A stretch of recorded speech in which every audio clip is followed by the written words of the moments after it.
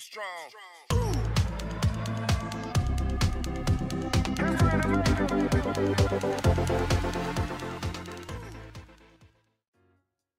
bien, salut à tous, c'est Nico. On se retrouve aujourd'hui pour une toute nouvelle vidéo en programmation COBOL.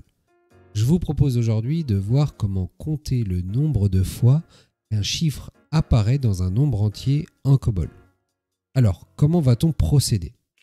Déjà, on va avoir un utilisateur qui va entrer un nombre entier et un chiffre dont il souhaite compter le nombre de fois où il est présent dans le nombre entier. De manière générale, ce que l'on va faire, c'est utiliser une boucle qui va se terminer lorsque le nombre entier sera égal à 0. Je vais vous expliquer pourquoi. Dans une boucle, on va diviser le nombre par 10 et stocker le reste dans une variable. Le fait de diviser par 10 permet de récupérer un chiffre à la fois car on décale la virgule d'une unité. On compare ensuite le reste avec le chiffre recherché. Si le reste est égal au chiffre recherché, on incrémente le compteur d'une unité. On fait cela jusqu'à ce que le nombre entier soit égal à 0. Passons au programme. Au niveau de la working, il y a plusieurs variables utilisées pour stocker les informations entrées par l'utilisateur et pour le comptage des occurrences du chiffre dans le nombre entier. On retrouve la variable nombre entier de type numérique qui est utilisée pour stocker le nombre entier entré par l'utilisateur. Sur le même principe, la variable chiffre de type numérique est utilisée pour stocker le chiffre que l'on cherche à compter et qui sera également entré par l'utilisateur. Après, nous avons la variable reste qui est utilisée pour stocker le reste de la division du nombre entier. Et pour finir, la variable compteur porte bien son nom également et qui permet de stocker le nombre de fois que le chiffre a été trouvé dans le nombre entier.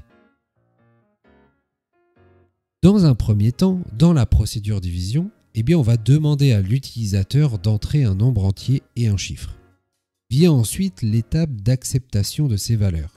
L'étape utilise les instructions accept nombre entier et accept chiffre pour permettre à l'utilisateur d'entrer les données nécessaires pour le programme. Ensuite, on va utiliser une boucle perform until pour exécuter les instructions du paragraphe compteur boucle jusqu'à ce que la valeur du nombre entier soit égale à 0. Et donc, qu'est-ce que l'on exécute en boucle ? On va avoir une instruction divide pour diviser nombre entier par 10 à chaque itération de la boucle. Le résultat de cette division est stocké dans la variable nombre entier et le reste de cette division est stocké dans la variable reste. À chaque fois, dans la variable reste, on stocke un seul chiffre, car en divisant par 10, on décale la virgule d'un seul cran. Si le reste est égal à la variable chiffre, donc au chiffre recherché, la valeur de compteur est incrémentée de 1 à l'aide de l'instruction add. Et donc vous comprenez qu'une fois que l'on a divisé suffisamment notre nombre entier, ce dernier sera égal à 0 et donc la boucle se termine. On termine ce programme en affichant le nombre de fois que le chiffre est présent dans le nombre entier.